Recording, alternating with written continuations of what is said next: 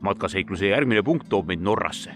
Ei, mitte sinna üle lahe fjordide maale, vaid siia samasse Eestisse Endla maastikukaitse ääre peale.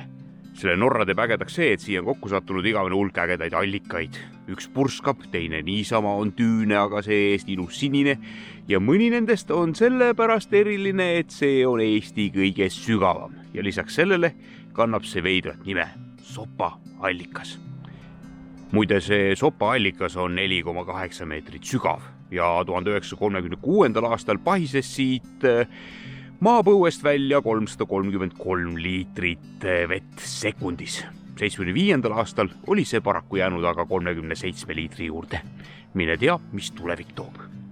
Igal juhul tule vaata sina sopaallikas üle ja otsi üles ka matkaseikluse tahvel.